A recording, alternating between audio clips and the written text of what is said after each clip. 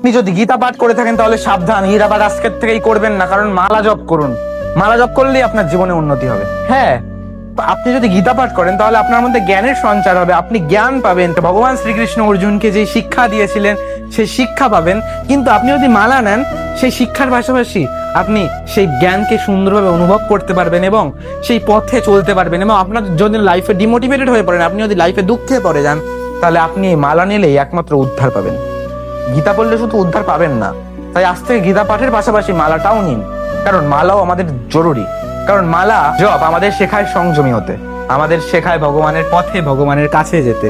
আর গীতা শেখায় আমাদের লক্ষ্য, আমাদের যে গোল সেটাকে আমরা কি করে অ্যাচিভ করবো সেটা আমাদের শেখায় ভগবত গীতা। কিন্তু সেই গোল অ্যাচিভের পিছনে আমাদের সংযমী হতে হবে, তার জন্য আমাদের গীতা পাঠ করতে হবে।